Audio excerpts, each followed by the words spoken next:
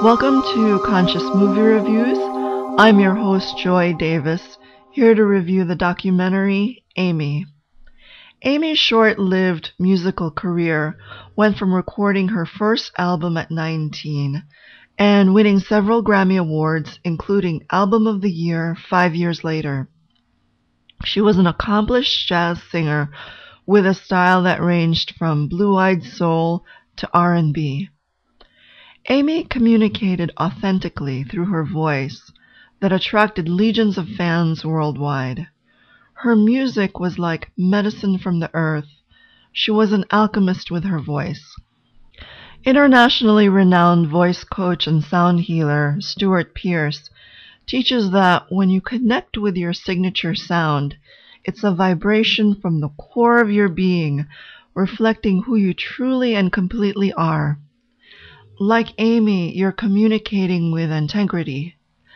Those around us will sense our authenticity, our power, and our wholeheartedness, explained Pearce. On July 23, 2011, Amy Winehouse died of alcohol poisoning in her home at Camden Square, London.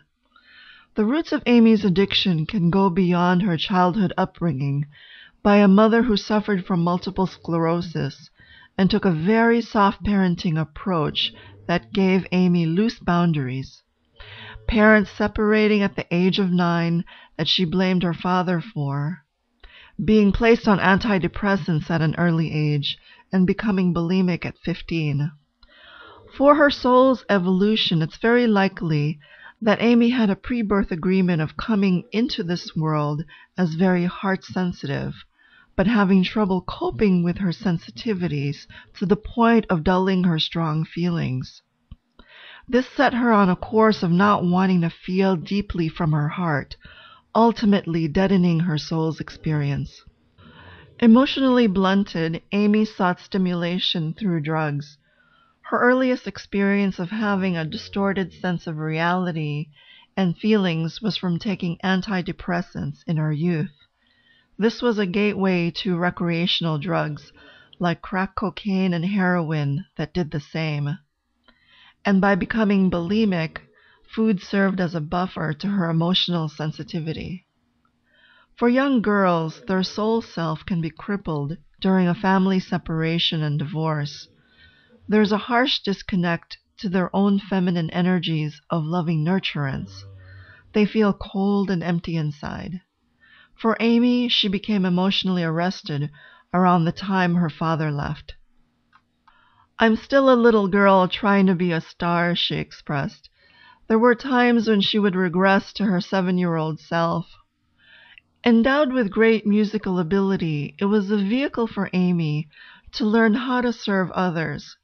Giving and receiving requires that you have a strong sense of self. On top of that, when there's not enough ego strength of selfishness, you can be so weak-willed with unhealthy boundaries that it's hard to say no.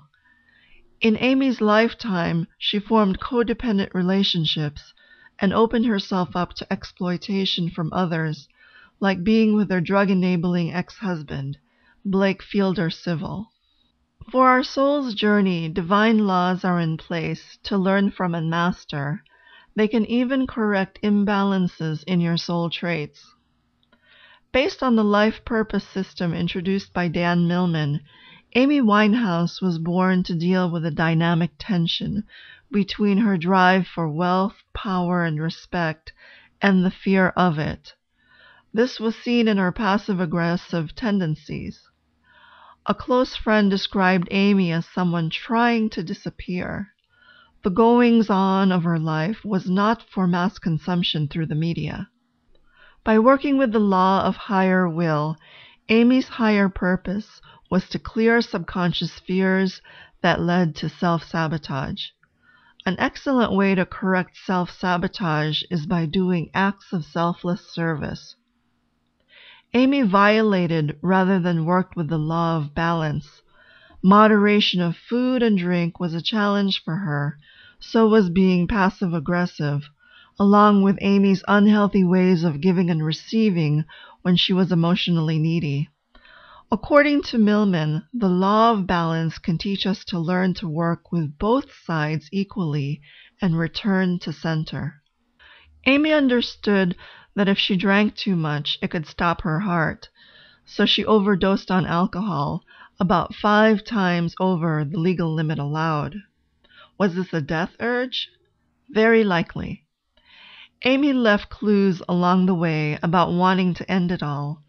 A big hint was titling her second album Back to Black, with black suggesting the dark void you pass away into.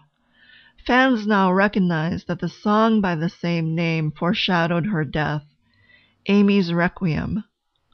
Just like other great musical artists that left us too soon, Amy died at the age of 27, just like Jimi Hendrix, Janis Joplin, Jim Morrison, and Kurt Cobain. What is it about this time of life? Based on the astrological concept of Saturn returning, it relates to the amount of time it takes for Saturn to make a full orbit around the Sun, anywhere from 27 to 29 years.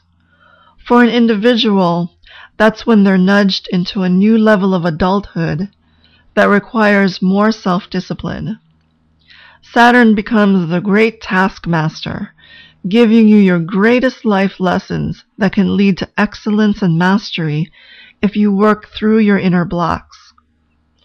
For Amy, she chose not to make the effort. She just didn't care anymore, letting her life force die out.